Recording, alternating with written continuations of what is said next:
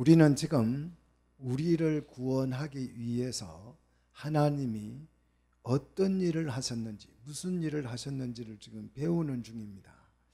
죄와 사망에 빠져서 죄의 노예가 되어버린 사람을 구원하는 이 엄청난 이 일, 하나님이라 하더라도 결코 이게 쉬운 일이 아닙니다.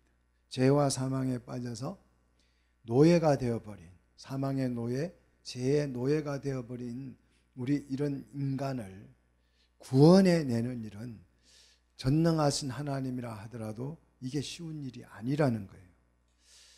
죄인에게 아무런 대가를 요구하지 않고, 대가를 요구하지 않고 구원을 하려고 하면 하나님의 공의와 사랑이 충돌을 하게 돼 있어요. 그렇잖아요. 아니, 죄를 지었으면 당연히 죄의 대가를 요구하는 게, 사람도 마찬가지예요. 자식이 잘못했으면 잘못한 대가를 지불하게 하는 거. 모든 나라도 그렇잖아요. 잘못했으면 대가를 지불하게 하는 거잖아요. 근데 정의롭고 공의롭고 의로우신 하나님이 아무런 대가도 지불하지 않냐고 죄인을 그냥 구원해 주신다?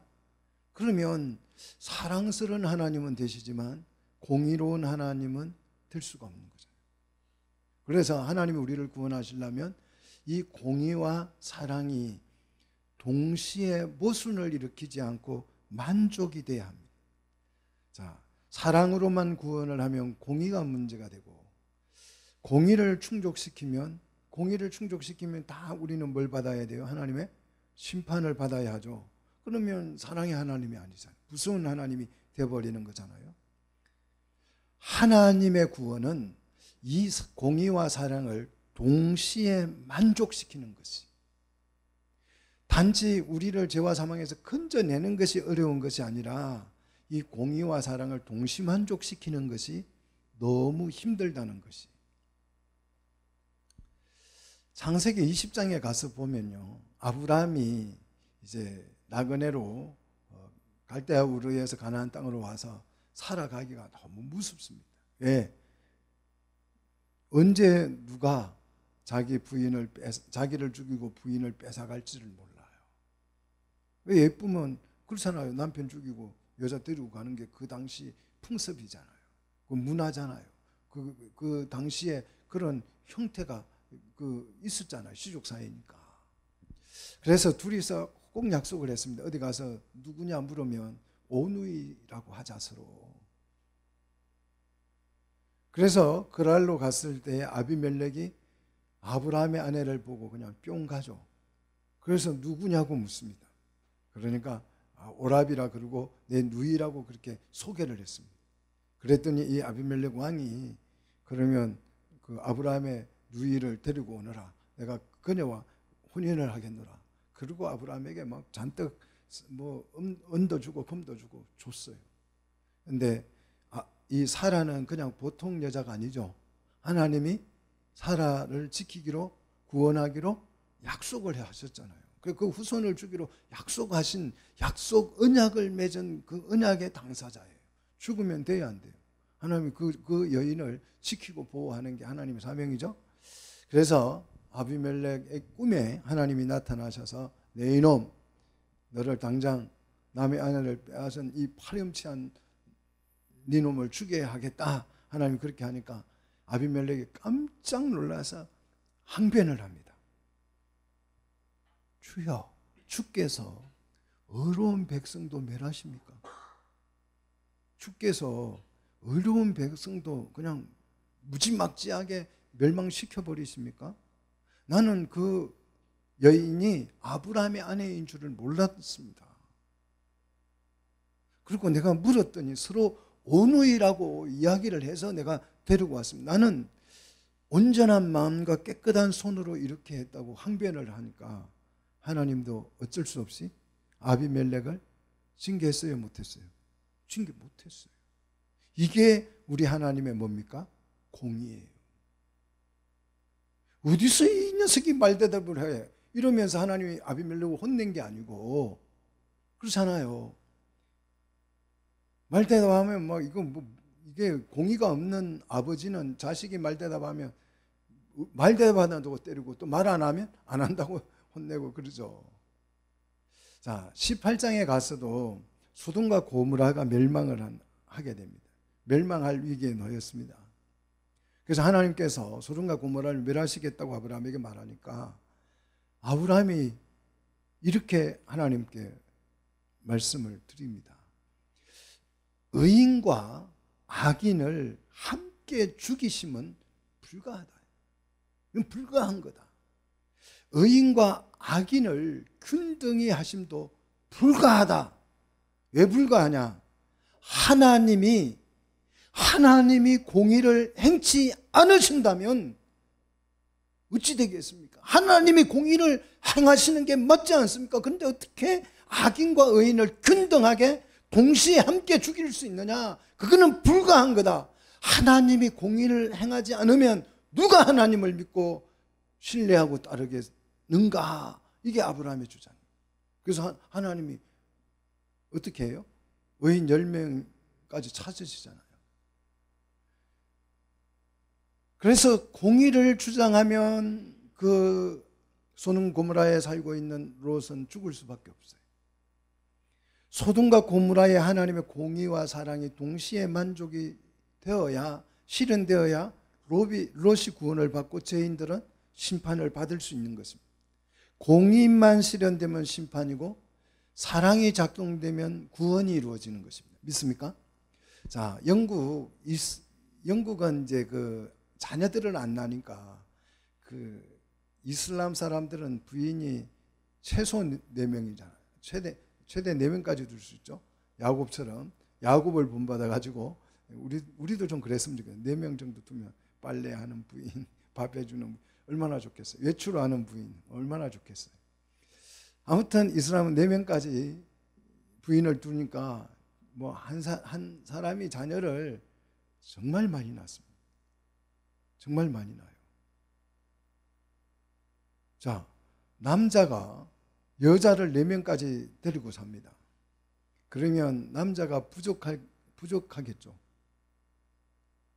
여자가 부족하게 되는 거죠. 그죠? 그러니까 이게 남자한테 잘못 보이면 시집도 못 가는 거예요.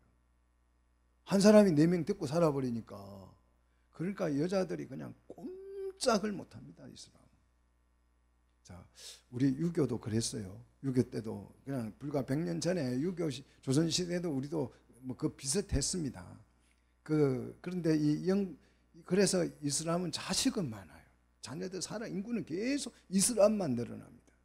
그러니까 영국 같은 나라는 이제 자녀들을 우리나라처럼 안 낳으니까 이제 이민자들을 받아들이죠.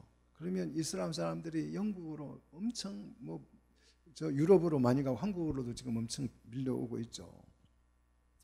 이런 사람들이 많이 밀려와서 이제 이슬람 신도들이 굉장히 많아져요. 그러면 그 교회로 갔으면 성직자들이 이제 이슬람 성직자들이 들어오는데 그 이슬람 성직자를 이맘이라고 합니다. 이맘. 자, 이맘이라고 하는데 얼마 전에 영국에 있는 이맘이 이렇게 이야기했습니다. 마약, 살인, 절도, 강간 이런 게 죄라는 거예요. 이런 게 죄 맞습니까? 이런 게 죄이기는 하지만 알라의 눈에는 이런 죄를 저지르지 않고 기도하지 않는 사람보다 이런 죄를 저지르고 기도하는 사람이 더 낫다. 알라 눈에는 그런 사람이 더 훌륭하게 보인다. 강간을 하고 살인하고 마약하더라도 나와서 기도만 하면 알라는 박수 쳐주고 잘한다, 좋아한다 이렇게 얘기했어요. 이게 무슨 신이에요? 예? 조폭보다 못한 아주 싸구려 가짜 신이잖아요. 이게 우상이에요. 이게 우상. 이게 가짜 신입니다. 이게 사단의 신이지, 사단이지 이게 어떻게 하나님이 될 수 있어요? 이런 신을 어떻게 믿어요? 또 한 이맘은 이렇게 말했습니다. 자기 부인을 때리고 이웃의 사람을 잡아다가 노예로 시켜 묶고, 심지어는 그 어린 애들 있잖아요. 이런 애들을 데려다가 강간해서 결혼을 시키고 임신을 시켜 버리는 것보다 더 나쁜 죄가 뭐냐? 돼지고기 먹는 게 더 나쁜 죄다. 이렇게 말했어요. 자, 이런 시는 공의가 있어요, 없어요? 공의가 없어요. 이거는 종교가 아니고 사단이고 악마지요. 이건 악마예요. 그러니까 뭐 테러를 해버리고 그러는 거잖아요. 우리 하나님의 구원은 하나님의 공의가 실현됨으로써 악인은 심판을 받고, 하나님의 사랑이 작동됨으로써 죄인은 구원을 받습니다. 죄인과 악인은 달라요. 악인은 죄를 인정하지 않는 사람이고, 죄인은요, 죄를 인정하고 구원을 요청한, 하나님을 바라보는 사람이 죄인. 하나님이 바로왕을 심판함으로 는 것이 공의의 실현이라고 하면, 그 공의가 실현되면 이스라엘 자손이 뭘 받아요? 구원을 받게 됨으로써 하나님의 사랑도 실현되는 거예요. 자, 이 출애굽기에서 소개하는 이 10가지 심판은 하나님의 공의와 사랑이 어떻게 작동하는지를 우리에게 잘 보여주고 있습니다. 오늘은 이 10개의 심판 중에서 이제 벌써 5번째 심판을 소개하는데, 5번째 심판은 뭡니까? 가축을 심판하는 거죠. 자, 가축은 그 당시에 재산이잖아요. 경제적 피해가 이제 경제적 심판이죠. 하나님의 심판은 이게 불순종을 하면 할수록 더 그 심판이 점점 강력해져 가요. 모세는 이제 바로에게 하나님의 말씀을 전달합니다. 1절 보십시오. 1절 같이 읽겠습니다. 히브리 사람의 하나님 여호와께서 말씀하시기를 내 백성을 보내라. 그들이 나를 뭐 할 것이다? 숨길 것이다.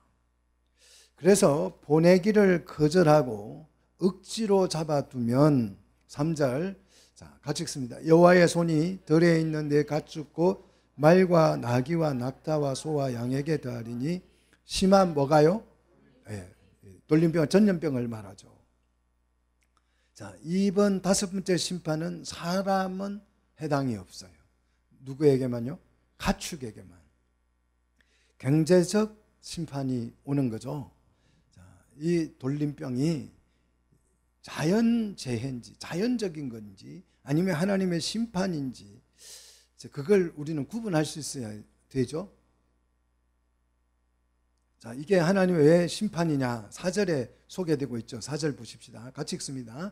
여호와가 이스라엘의 가축과 애굽의 가축을 구별하리니 이스라엘의 자손에게 속한 것은 하나도 죽지 아니하리라 하셨다 하라. 자, 전염병은 사람을 가린다 안 가린다? 짐승을 가립니까 안 가립니까? 안 가려요. 그런데 여기 보니까 이스라엘 가축과 애굽의 가축을 이 전염병이 뭐합니까? 구별을 한다 그랬어요. 자, 한 애굽의 가축은 전염병으로 죽게 되면 하나님의 공의가 실현되는 것이죠. 그죠? 이 공의가 실현됨으로 이스라엘 백성이 뭘 얻을 수 있게 돼요? 구원을 얻게 되고, 이 구원을 얻음으로써 하나님의 사랑이 실현되어지는 것입니다. 자, 구원을 위해서 하나님은 이스라엘 가축과 애굽의 가축을 뭐 하셨다고요? 구별하셨다. 하나님의 백성과 세상의 백성을 하나님이 구별하셨어요. 자, 잘 보셔야 돼요. 차별이 아니고 뭐 하셨다고요? 구별하셨어요. 구별하고 차별은 같아요, 달라요? 다른 거예요. 구별하고 차별은 전혀 다른 거죠. 구분하셨어요. 구별하셨습니다. 그런데 여기서 정말 중요한 의미를 우리가 이해해야 돼요. 뭘 이해해야 되는지 여러분 잘 들으십시오. 굉장히 중요한 내용입니다. 하나님이 하나님의 백성과 세상 백성을 구별하여서 세상 사람을 어떻게 했어요? 하나님이 심판하죠. 심판하고 하나님의 백성은 어떻게 했어요? 구원하셨어요. 아멘입니까? 하나님이 세상 백성은 뭐 했다고요? 구별해가지고 세상 백성은 심판하고 하나님의 백성은 구원하셨어요. 아멘입니까? 그런데 중요한 거는 이거예요. 그런데 우리는 좋아요. 세상 사람들은 막 하나님이 심판해버리고 우리는 하나님이 보호해서 사랑해주고 구원해주면 우리는 좋아요.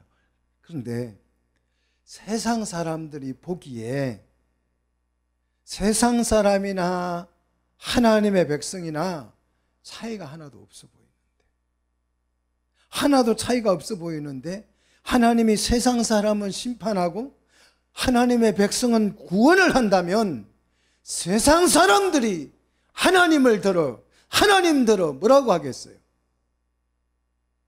나쁘다 하지 않겠어요? 불공평한 하나님이라고 비난하지 않겠습니까? 여러분, 이 문제 어떻게 생각하세요? 세상 사람이랑 우리가 똑같아요. 세상 사람들 보기에 뭐 별반 차이가 없어. 목사라고 해도 장로라고 권사라고 해도 별반 차이가 없어. 세상 사람하고 다른 게 하나도 없어요. 그런데 똑같아 보이는데 세상 사람이라고 하나님이 심판하고 하나님의 백성이라고 구분해가지고 구원한다. 그러면 세상 사람들이 하나님은 아주 나쁜, 정의, 공의가 없는 나쁜 하나님이라고 비난하지 않겠습니까? 구원받은 우리, 선택을 받은 사람은 하나님이 왜 이렇게 불공평하냐, 이런 비난을 받도록 만들어서는 안 된다는 얘기를 지금 제가 말씀을 드리고 있는 것입니다. 하나님이 비난받지 않도록 구원받은 사람은 자기를 따라합시다. 관리해야 한다. 정신 차려 주십시오. 자기를 관리해야 돼. 하나님이 나를 구원하신 것은 내가 착해서 구원한 게 아니죠. 뭐 때문에 구원했어요? 우리 하나님이 스스로 나에게 뭐 하셨어요? 맹세해서 언약하셨어요. 구원해 주겠다고. 그래서 이 언약 안에서 우리는 아무 공로 없이 그리스도의 보혈로 우리는 구원을 받았지만 구원의 결과물은 달라야죠. 구원받은 후에 성도가 세상 사람과 별다르지 않다면 하나님이 어떻게 돼요? 나쁜 하나님이 되는 거예요. 자, 구원받기 전에는 세상 사람이나 우리나 똑같다 하더라도 구원받은 후에는 누가 보더라도 구원받기 전에는 다 똑같았어요. 근데 구원받은 이후에는 누가 보더라도 아, 저래서 하나님이 구원을 저 사람을 하셨구나. 정말 심판을 받는 사람, 세상 사람들이 할 말이 없도록 구원받은 사람은 자기를 뭐 해야 한다? 뭐 해야 한다고요? 관리해야. 우리 장로님만 안 주무시거든요. 뭐 해야 된다고요? 자기 관리를 해야 된다. 예수님은 이걸 이렇게 아주 간단하게, 저는 장황하게 설명했지만 예수님은 간단하게 설명을 했어요. 사람들이 왜 집안에다가 등불을 켜서 말 아래 두지 않고 등경 위에 두느냐?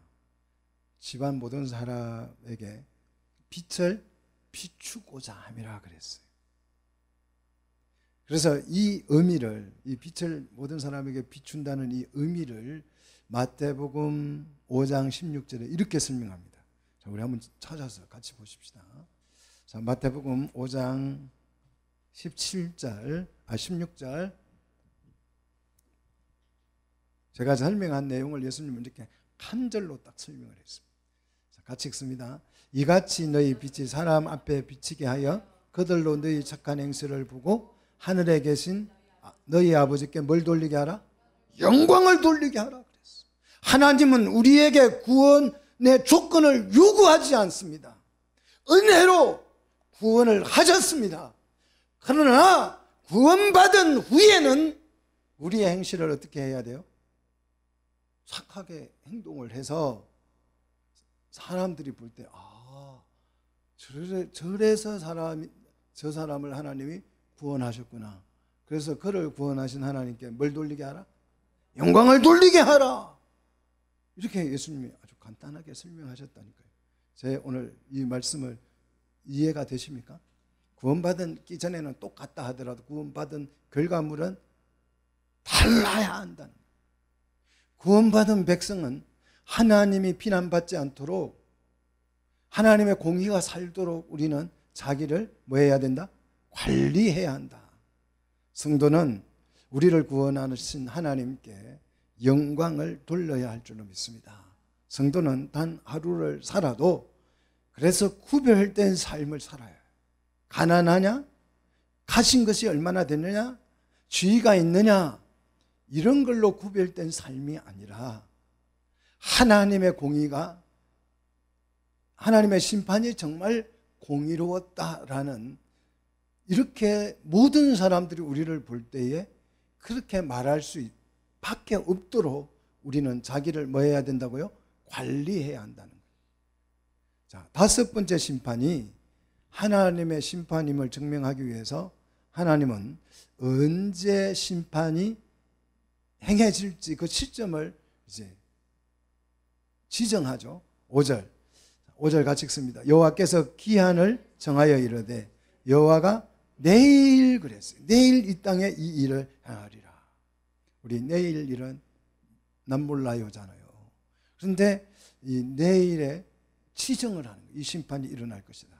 그래서 이 말씀대로 내일 일이 일어나면 이것이 하나님의 심판임이 증명되는 거죠. 이렇게 시점을 미리 선포한 까닭은 요 전염병은 자연재해가 아니라는 걸 증명하는 거예요. 그 결과 애굽의 모든 가축은 모두 죽습니다. 그래서 하나님의 공의가 실현되어지고요. 이스라엘 자손의 가축은 단 한 마리도 죽지 않아서 하나님의 사랑이 동시에 실현되는 겁니다. 자, 바로가 이 심판을 통해서 최초로 이 심판의 결과를 바로가 확인해 봅니다. 자, 7절 같이 읽습니다. 바로가 사람을 보내어 본즉 이스라엘 가축은 하나도 죽지 아니하더라. 바로는 이 표적을 자기 눈으로 확인했음에도 불구하고 어떻게 해요? 마음을 더 완강하게 하여서 백성을 보내지 않습니다. 자, 사람이 하나님을 못 믿는 것은 표적이 없어서 못 믿는 게 아니에요.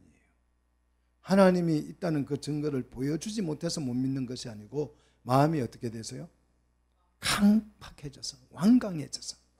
자, 죄인은요, 자기 마음도 자기 스스로 어찌할 수 없다. 어찌할 수 없다는 거예요. 자기가 자기 마음도 통제하지 못해. 그 강팍함과 교만함에 뭘 어떻게 통제하지를 못하는 거예요. 이게 죄인의 모습입니다. 자, 하나님이 애굽의 가축을 심판하신 것은 이 가축 중에 황소, 이 소는 애굽 사람들에게 풍요의 신으로 숭배가 됐습니다. 황소가 풍년의 신으로 애굽인들은 숭배하는데요. 이 풍년의 신이 뭐에 걸려서? 전염병에 걸려가지고, 돌림병에 걸려가지고 그냥 퍽퍽 썰어져 죽어가고 있어요. 자, 이것을 애굽 사람들이 보면서 무슨 생각이 들겠어요? 우리의 풍년의 신은, 황소는 진짜 신이다 아니다? 아니다. 그걸 깨닫게 되는 거죠. 반대로 여호와만이 참 하나님임을 알게 된다는 거죠. 자, 하나님의 백성은 이 심판을 통해서 하나님을 배우게 되는 것이.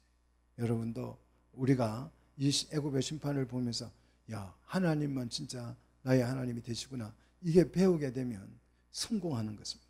자, 여섯 번째 심판은 악성종기, 건강을 심판하죠.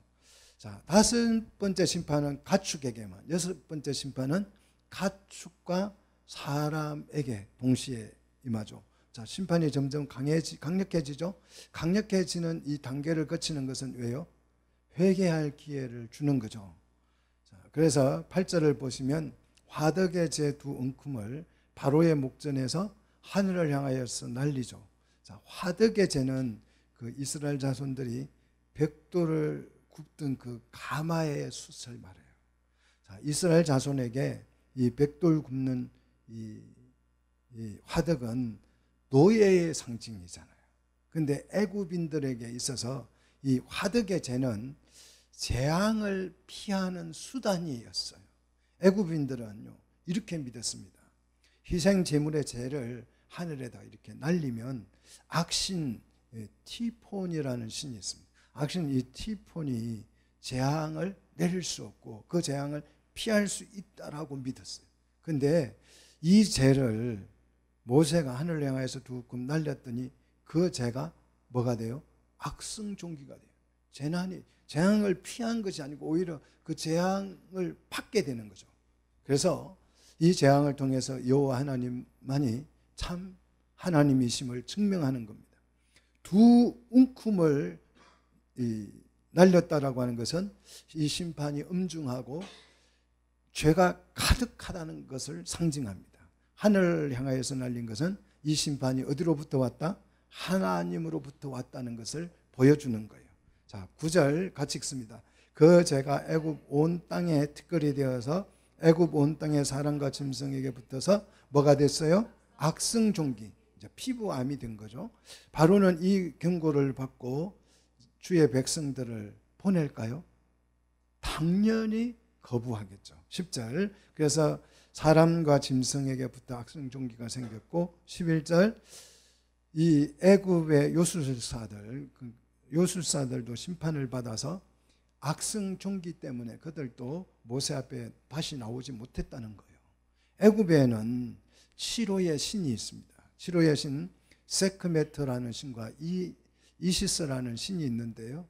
이 치료의 신도 이 요술사들이 그 신들의 제사장들이거든요. 자기 제사장도 지켜주지 못했다는 것이에요. 그래서 치료의 신으로 불리는 이 신들은 전부 다 뭐다? 가짜다. 하나님만, 여호와만 진짜 하나님임을 증명해 주는 것입니다. 자, 바로가 얼마나 강팍한지 12절 같이 읽습니다. 그러나 여호와께서 바로의 마음을 완악하게 하셨으므로 그들의 말을 듣지 아니하였으니 여호와께서 모세에게 말씀하신 것과 같다. 저희는 끊임없이 말씀을 뭐한다? 받아들이지 아니하고 거부한다. 이로 인해서 하나님의 심판과 공의가 실현되는 줄로 믿습니다. 자, 7번째 심판은 우박이죠. 자연재해죠. 자, 7번째 하나님의 명령을 전달합니다. 자, 13절 같이 읽습니다. 히브리 사람의 하나님 여호와의 말씀에 내 백성을 보내라. 그들이 나를 섬길 것이니라. 자, 이것을 거부할 때에 14절, 내가 이번에는 같이 읽습니다. 모든 재앙을 너와 내 신하와 내 백성에게 내려 온 천하에 나와 같은 자가 없음을 내가 알게 하리라 그랬어요. 자, 이 재앙의 목적이 분명합니다. 우박이 하늘에서 내렸는데 이 우박은 하늘에서 내리는 이 우박은 이 우주를 누가 관리하신다? 하나님만 관리. 그래서 이 우주의 주제는 누구시다? 하나님 되심을 선포하는 거예요. 자, 7번째 재앙을 통해서 하나님이 왜 이 10번에 걸쳐서 심판을 하게 되는지를 설명해요. 단지 바로를 그냥 때려잡아서 바로를 굴복시켜서 언약의 자손을 구원해내는 것만이 목적이라고 했다면 15절 같이 읽습니다. 내가 손을 펴서 돌림병으로 너와 네 백성을 쳤더라면 내가 세상에서 어떻게 됐다? 끊어지고 벌써 죽고 없었을 것이라는 거예요. 그냥 돌림병 하나면 너는 이 세상에 없어 이 말이죠. 자, 하나님이 왜 10단계에 걸쳐서 심판을 하는지를 지금 그 이유를 설명하는 거예요. 하나님의 능력이나 힘이 부족해서 단번에 구원을 못하는 것이 아니에요. 이 과정을 통해서 하나님의 백성은 하나님을 더 깊이 자세히 제대로 알게 되는 것이고, 악인들은 이 심판 과정을 통해서 회개할 기회가 주어지는 거죠. 그래서 하나님이 나중 증명되는 거죠. 그래서 16절 같이 읽습니다. 내가 너를 세웠으면 나의 능력을 내게 보이고 내 이름이 온 천하에 어떻게 된다? 전파되게 하려 함이라. 이 전파되어야 할 이 이름이 뭡니까? 구원의 이름이잖아요. 구원의 이름. 혹시 이 이름을 아시는 분? 이 이름이 온 천하에 전파되어야 할 이 이름을 아시는 분? 예, 그렇죠. 요엘서 2장 32절에 나오죠. 요엘서 2장 32절.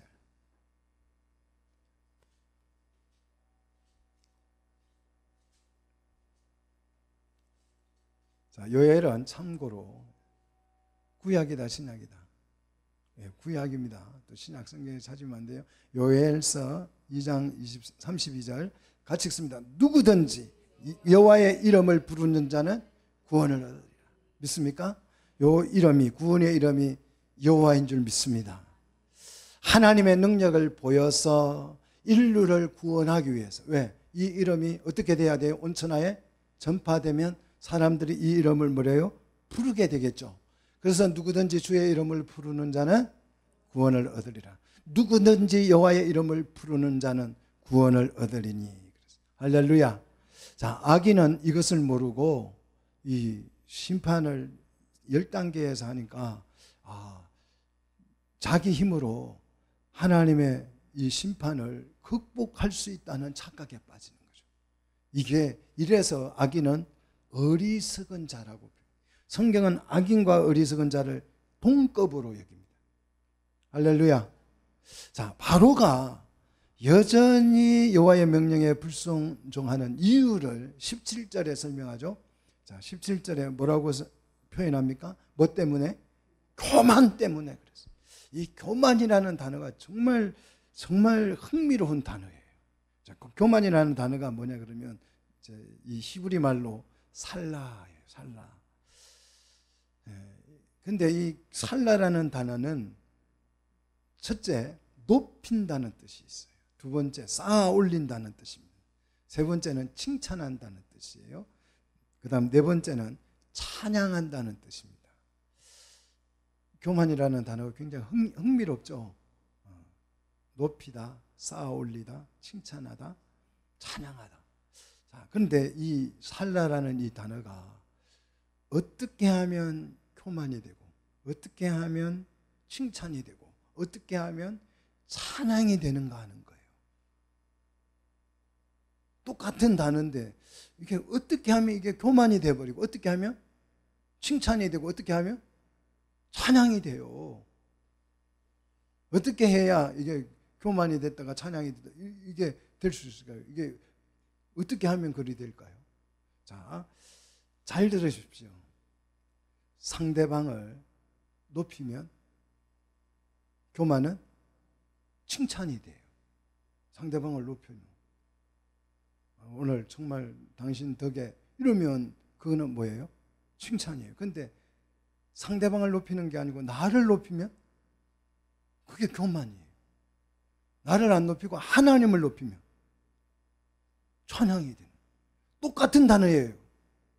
우리 속에 다 뭐가 들었어요? 교만의 덩어리가 들어있어요. 근데 이 교만의 덩어리를 어떻게 사용하느냐에 따라서 그것이 뭐가 돼요? 교만이 되기도 하고, 칭찬이 되기도 하고, 찬양이 되기도 한다. 그래서 여러분, 국회의원들 보면, 그 사람들 그 이력을 보면, 좋은 일은 다 내가 했어요. 한번 보세요, 여러분. 우리 동네에 좋은 일은 내가 다 했어요. 그래서 이 국회의원들은 아주 교만 덩어리. 그런데 내가 아니라 당신이 했어. 그러면 그게 뭐예요? 칭찬이 되는 거예요. 우리 하나님이 하셨어요. 그러면 그게 찬양이 되는 거예요. 바로는 심판을 당할수록 마음이 어떻게 됐어요?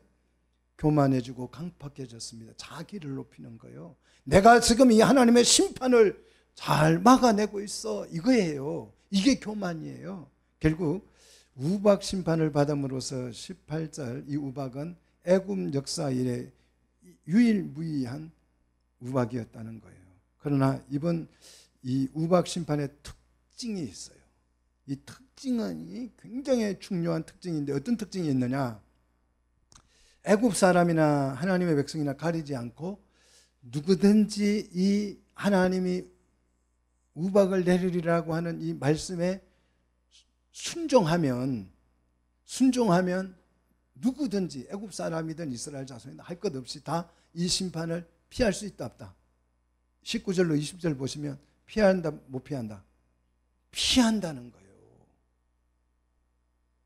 반대로 하나님이 말씀한 내일 이맘때에 뭐가요? 우박이 쏟아질 거야 이렇게 말씀을 선포했는데 이 말씀을 업신여겨서 뭔 소리야, 해가 이렇게 쨍쨍한데 기상이보 일기예보 봤더니 내일 우박은 그냥 비도 안 온대.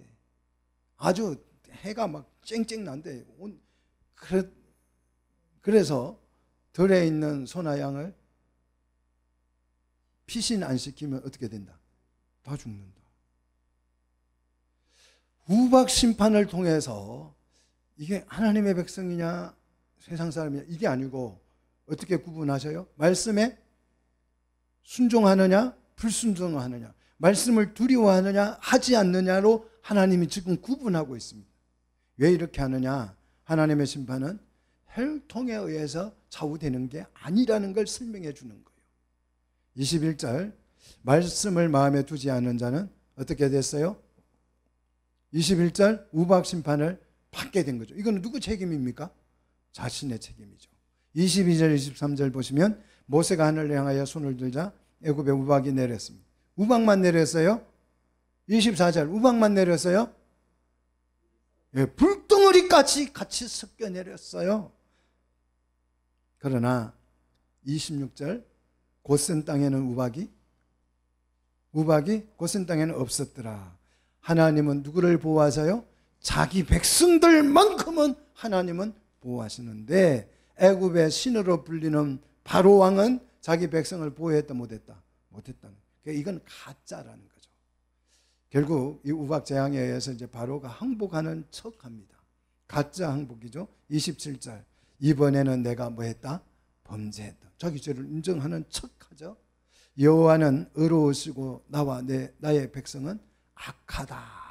이렇게 자백을 하는데 죄인은요 자백을 일단은 가짜로 합니다.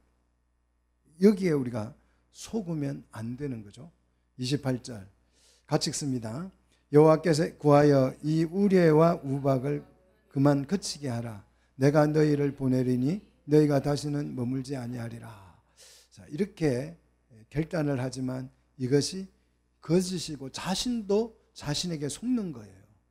사람은요 죄의 종, 거짓의 종이 확실합니다. 자, 29절 모세가 여호와를 향하여 손을 펴면 우레가 그치고 우박이 내리지 아니하므로 세상이 여호와께 속한 줄을 왕이 알리라. 이렇게 세상이 하나님의 주권에 속했음을 이제 알려주죠. 그런데 하나님이 지금 바로에게 우리가 보낼 거야 이렇게 바로의 이 말에 속아서 우박을 그치는 것이 아니고 이 우박이 그침으로 세상이 여호와의 주권 아래 있음을 온천하에 알려주려는 것이다. 이렇게 선포하고 이제 30절 같이 읽습니다. 그러나 왕과 왕의 신하들이 여호와 하나님을 아직도 두려워하지 아니하는 줄을 내가 안다. 그래 내가 아직도 겉으로만 두려워하지 실제로 하나님을 두려워하지 않는 거 안다 하면서 이제 이 우박 심판을 거치게 되죠. 자, 우박 심판의 시점이 31절 32절에 소개되는데 보리삭과 삼은 꽃이 pis을 때예요. 그래서 우박이 이때 우박 심판이 주어짐으로 이 삼과 보리는 먹을 수 없게 되는 거죠. 꽃이 필 때쯤이니까 곧 열매가 맺히기 직전이니까 이제 상과 보리는 이 양식으로 쓸 수 없는 거죠. 그러나 이 밀과 쌀보리는 자라지 않는 상태예요. 그러니까 이거는 피해를 보지 않겠죠. 자, 이게 뭐냐 그러면 우리 하나님의 긍휼하심입니다. 우리 하나님이 이렇게 긍휼이 크셔요. 그런데 이 악인들은 이 긍휼을 언제나 악용하죠. 그래서 여전히 34절 바로는 비와 우박과 우레소리가 그친 것을 보고 같이 읽습니다. 다시 범죄하여 마음을 완악하게 하니 그와 그의 신하가 꼭 같더라. 꼭 같더라. 똑같습니다. 똑같더라. 우박 심판 후에 범죄라는 단어가 이제 추가돼요. 다시 범죄하여. 이게 범죄다라고 말하죠. 말씀을 거부하는 게 범죄다. 자, 바로뿐만 아니라 누구까지도요? 신하까지도. 결국 이스라엘을 보내지 않습니다. 천하를 통치하시고 천하의 주권을 하나님이 가지고 있다는 것을 알면서도 그 말씀에 순종하지 않는 게 죄인입니다. 이게 죄악이에요. 성도는 말씀에 순종하는 삶을 삶으로 우리 자신이 구원받은 자임을 세상 사람 앞에 증명하여서 영광을 하나님께 돌려야 될 줄로 믿습니다. 아멘입니까?